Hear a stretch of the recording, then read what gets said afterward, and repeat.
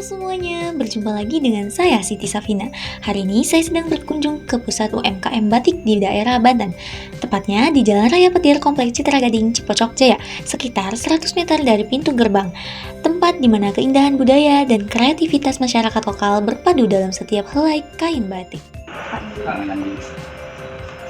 Udah berapa lama Pak buka di sana? Saya dari 2014, 2014 sampai saat ini. Udah lumayan lama ya? 11 tahun ya? Iya. 11 tahun ya perjalanan. Banyak suka dukanya. Kenapa nih Bapak bikin terpikirkan usaha ini?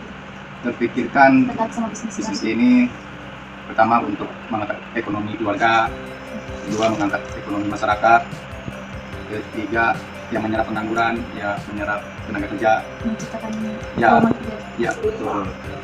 Keempat memperkenalkan tentang sejarah dan budaya Banten itu sendiri, biar punya karakter dan identitas. Jadi itu salah satu alasan Bapak tempat bisnis ini. Betul. Kalau boleh tahu berapa pekerja di sini Pak? Pegawai? Pegawainya 6 orang, Ada nama? Ya, Itu laki-laki semua. laki-laki semua, yang terserah. Ya tidak menutup kemungkinan perempuan juga ya diperbolehkan. Pegawainya dari daerah Serang atau dari ada daerah lain? Serang, Serang. ya kota kabupaten yang terserah. Berapa sih Pak harga bahan baku produksi batik ini? Bahan bakunya itu tergantung bahan ya, tergantung bahan jenisnya. Kalau kita jenisnya semacam dari mulai katun, sutra, ATBM itu beda-beda harganya. Berapa banyak Pak? Kalau lebih detailnya sih banyak sih ragamnya ya, katun juga jenisnya juga banyak. Ada yang murah, ada yang mahal, ada yang sedang, gitu. Tergantung kualitas.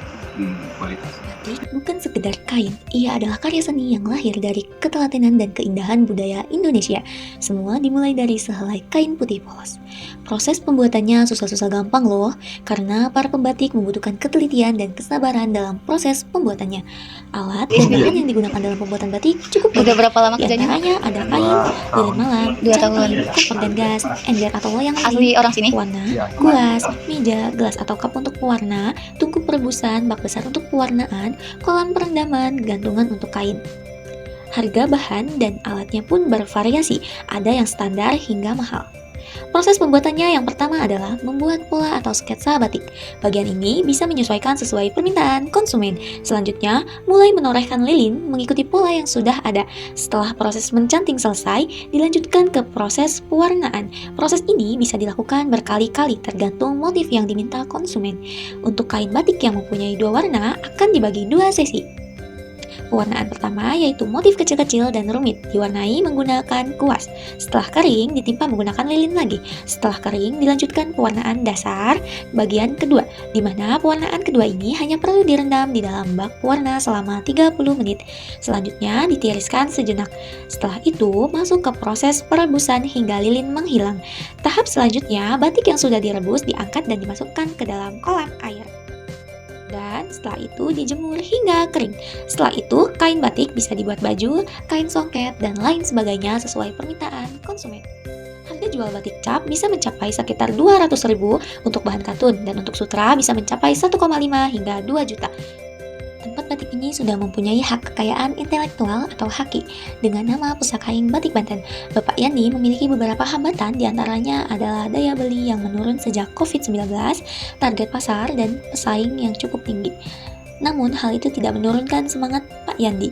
Pak Yandi berupaya meningkatkan penjualan dengan menggunakan media promosi di online, mulai dari Google Maps dan media sosial lainnya. Setiap lembar batik adalah hasil dari ketekunan, kesabaran, dan cinta terhadap warisan budaya bangsa.